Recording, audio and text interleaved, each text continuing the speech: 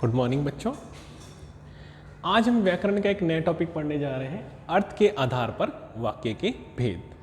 आपके कोर्स में 4 नंबर का है ये, और इसको अच्छे से देखेंगे और समझेंगे हम क्या है।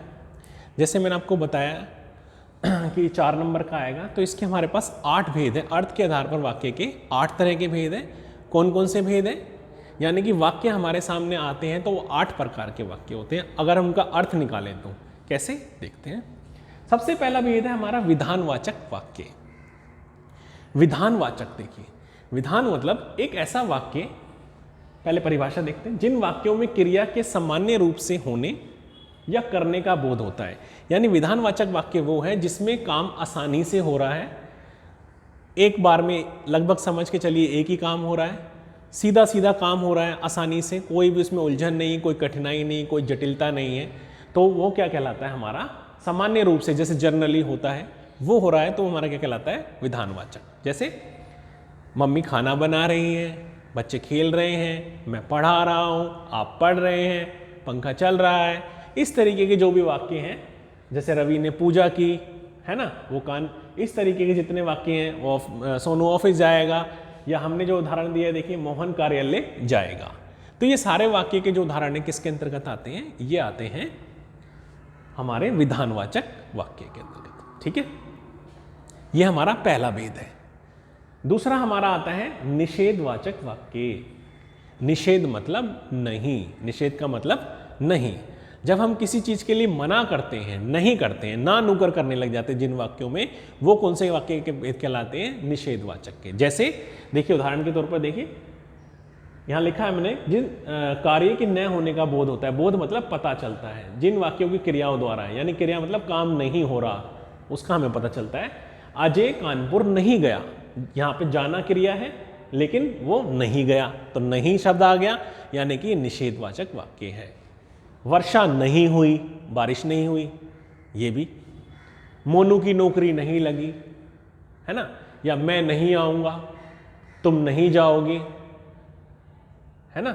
तो ये जो भी चीज़ें जहाँ पर भी हमें नहीं शब्द हमारे वाक्य में जो है प्रयोग हो जाता है, तो वो क्या कहलाता है? हमारा निषेधवाचक वाक्य कहलाता है। इंग्लिश में जिसको हम नेगेटिव सेंटेंस भी कहते हैं, लेकिन हिंदी में हम इसे क्या कहते हैं? निषेधवाचक वाक्य, जहाँ पर ना नुकर का जिक्र हो रहा हो। अगला है हमारा विस्मयवाचक वाक्य। देखिए, जिन वाक्यों के द्वारा भय, घृणा, हर्ष, शोक, ये सारे भावों का पता चलता है हमें, वो क्या कहलाते हैं? हमारे विस्मयवाचक वाक्य कहलाते हैं। विस्मय मतलब हैरानी, हमें हर चीज़ से हैरानी होती है। हमें किसी का दुख जान के हम हैरान हो जाते हैं, किसी की खुशी को देख कर हैरान हो जाते हैं, है ना, हम डर से भी हैरान हो जाती है हमें। तो ऐसी सारी चीज़ें हमारे किसके अंतर्गत आती है? विस्मयवाचक के अंतर्गत आती है। मैंने एक उदाहरण दिया है आपको, हम उसको देखते हैं। अरे सोनू तुम कब आए? अरे अरे अरे का मतलब वो चौंक गया एकदम उसको अपने सामने पा करके, और उसने एकदम से हैरानी भरे लहजे में पूछा, अरे ये कब हुआ, कैसे हुआ, तुम कब आए?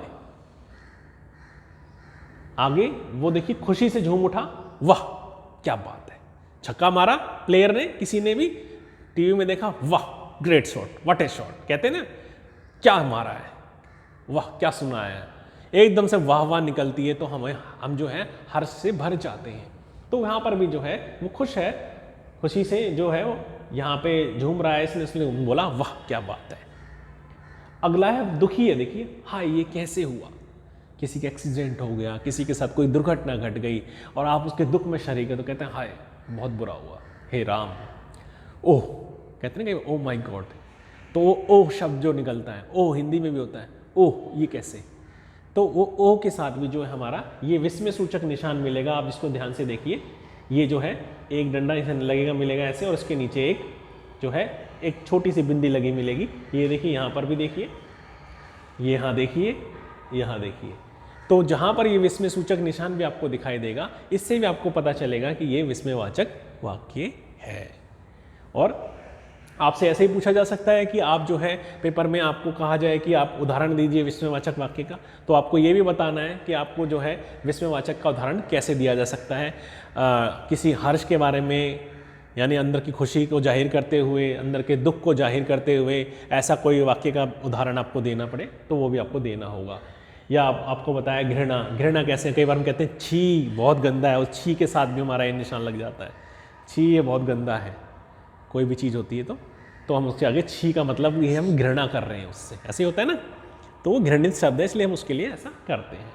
तो ये हमारा आता है विस्मयवाचक वाक्य, समझ गए आप, विस्मयवाचक वाक्य। आगे चलते हैं, अगला है हमारा संदेहवाचक वाक्य। देखिए संदेह, संदेह का मतलब है डाउट। कब होता है हमें संदेह? जब हम अपने आप में श्योर या निश्चित नहीं होते, तब हमारे मन में संदेह आ जाता है, और संदेह आते ही हम क्या करते हैं, शायद शब्द का इस्तेमाल करने लगते हैं।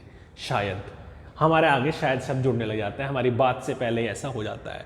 जिन वाक्यों से कार्य होने के प्रति संदेह और संभावना का बोध होता है, बोध मतलब पता चलता है, बोध का मतलब पता चलता है, उन्हें संदेहवाचक वाक्य कहते हैं। जैसे मैंने उदाहरण दिए हैं, देखिए, आज शायद वर्षा हो, आज शायद वर्षा हो।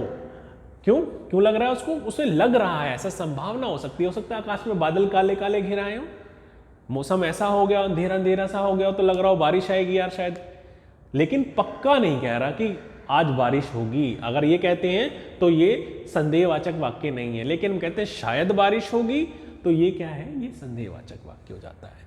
शायद वह आएगा, आप भी पक्का नहीं कह रहे, हो सकता है उसके एग्जाम हो, न आ पा रहा हो, संभावना बनी हुई हो, पेपर हो गए, टाइम से ट्रेन मिल गई तो मैं आ जाऊंगा, वहां पहुंच जाऊंगा, ऐसे कहते हैं ना कई बारी कि पक्का नहीं है, 50-50 है, ये भी हम संभावना कर देते हैं, आ भी सकता हूँ नहीं भी आ सकता हूँ। तो जहाँ ऐसी सिचुएशन, ऐसी परिस्थिति आती है, ऐसा वाक्य हमारे सामने आएगा, वो किस में कहलाएगा, संदेहवाचक वाक्य के अंतर्गत आता है। शायद वह आएगा, हमने बुलाया इसको, एक बंदे को इनवाइट करा कि मोनू तो आ जाइए, हो सकता है मोनू के साथ सोनू भी आ जाए, उसका भाई है, कई बार चल पड़ता है, या कोई और दोस्त है, तो हम कहते हैं ना, हो सकता है मोनू के साथ सोनू भी आए, हमारी संभावनाएं व्यक्त कर रहे हैं हम अपने बारे में। या देखते हैं अगले वाक्य में, यह सड़क शायद गुड़गांव जाती है। आपसे किसी ने पूछा, आपको गुड़गांव जाना है, कहीं पे भी जाना है, कि भैया गुड़गांव के लिए ये सड़क जाती है, रास्ता जाता है, वहाँ खड़े होकर के, तो कोई आया और आपको कहने लगा ये सड़क शायद गुड़गांव जाती है, तो आप क्या उसके शायद पे चल पड़ोगे?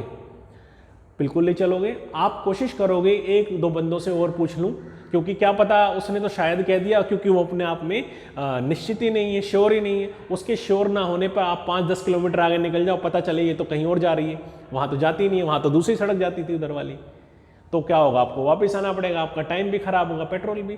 तो जब हम काम पक्के होकर के तो करते हैं, जब शायद पे तो नहीं कर सकते ना।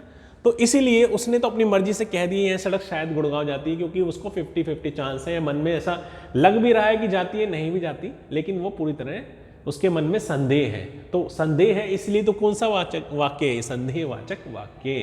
कौन सा है, संदेहवाचक वाक्य, क्योंकि उसके मन में खुद को संदेह हो रहा है। उसके बाद तो ऐसे जो भी संदेह हमारे मन में आएंगे, या हम कहते हैं कई बार कि ट्रेन के समय पर पहुंचने की संभावना है, हम ये नहीं कहते ट्रेन इतने बजे आ जाएगी, नहीं कहते, क्योंकि रास्ते में कुछ भी हो सकता है, कोई भी घटना हो सकती है, ट्रेन लेट हो जाए, इसलिए हमेशा कहा जाता है कि ट्रेन के समय पर पहुंचने की संभावना है, तो हम संभावना शब्द का वहाँ इस्तेमाल करते हैं। ठीक है, तो ये कौन सा कहलाता है, संदेहवाचक। संदेह मतलब निश्चित नहीं है अपने आप में। आगे चलते हैं, आज्ञावाचक वाक्य।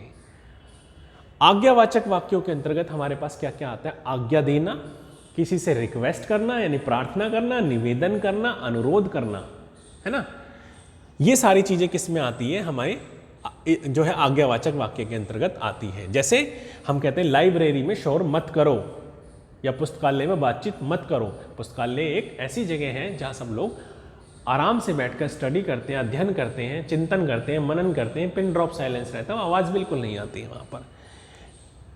और या कहा हमारी प्रार्थना स्वीकार करें, आप हमारे फंक्शन में आए, हमारे ये चीज़ ठीक करा दें, कृपया हमारी बात मानें, कृपया हमारी प्रार्थना स्वीकार करें। हम रिक्वेस्ट कर रहे हैं उनसे, है ना, प्रार्थना कर रहे हैं। तो ये भी किस में आता है, ऐसे जो वाक्य होंगे वो किस में आएंगे, आज्ञावाचक में कहलाएंगे, आज्ञावाचक में। मैंने आपको बताया प्रार्थना भी हमारी आज्ञावाचक वाक्य के अंतर्गत आती है। या अगले देखते हैं, यह फाइल मैनेजर को देकर आओ। प्रबंधक मतलब मैनेजर, और जो ऑफिस में बॉस होते हैं तो अपने से नीचे को कहते हैं जा ये फाइल लेकर आओ, जा मेरे लिए वो लेकर आओ, ये करो वो करो, ये ऑर्डर ही दे जा रहे हैं, तो ये आज्ञा तो है ही है।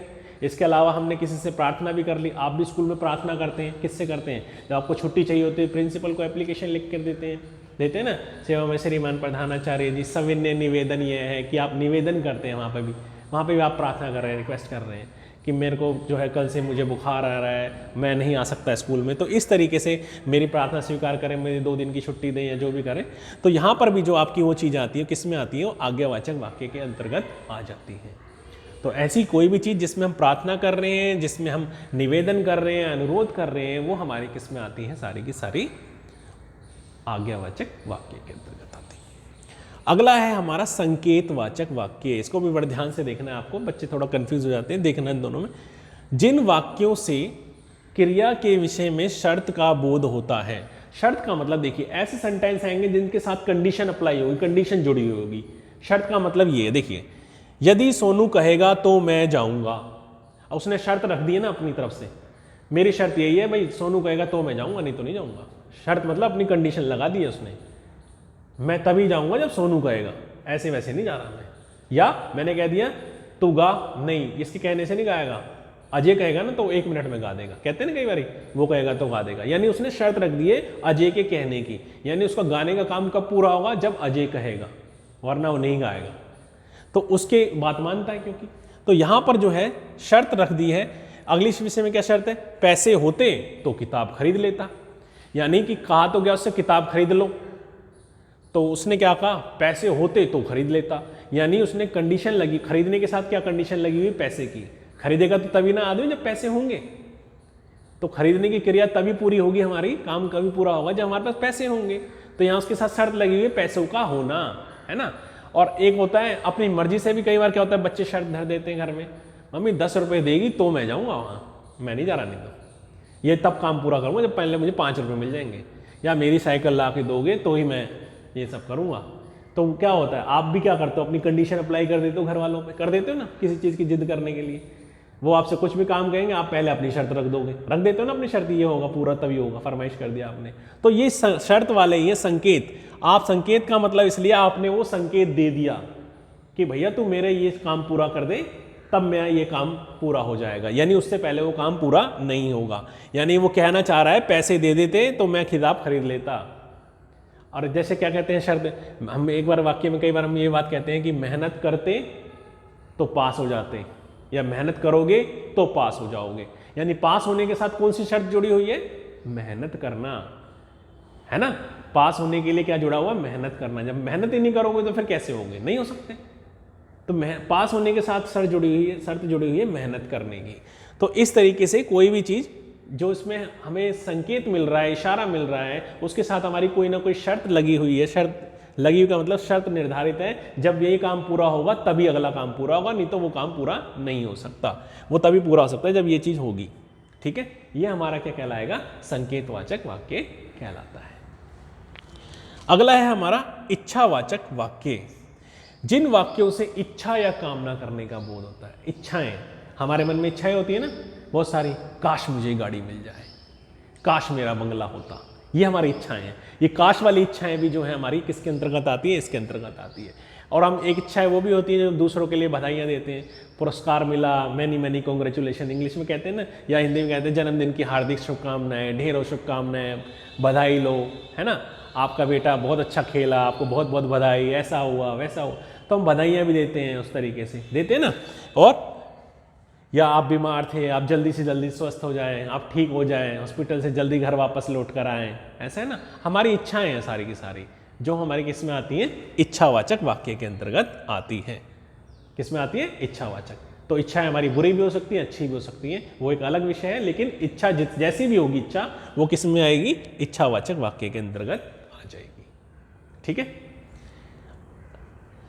अगला है हमारा प्रश्नवाचक वाक्य। जिन वाक्यों से हमें प्रश्न करने के बारे में पता चले, कब, क्यों, कहाँ, कैसे, किसने। हम एक बार में कई सवाल पूछ बैठते हैं, तुम्हें कब पता चला, किसने किया, यहां क्यों आए हो, कब से रहते हो वहां पर, कहते हैं कितना टाइम और लगेगा, कितना, ये सब क्या है? ये प्रश्नवाचक शब्द है। और जब जितने भी प्रश्नवाचक वाक्य आएंगे इनके लास्ट में आपको देखिए ये क्वेश्चन मार्क, ये प्रश्न चिन्ह लगा हुआ मिलेगा इस तरीके से।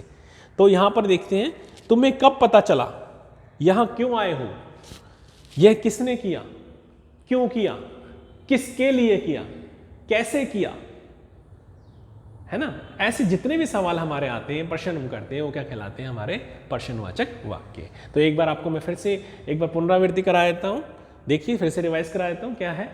सबसे पहले हमारा है विधानवाचक वाक्य, आराम से काम हो रहा है, साधारण तरीके से, कोई इसमें दिक्कत नहीं आ रही।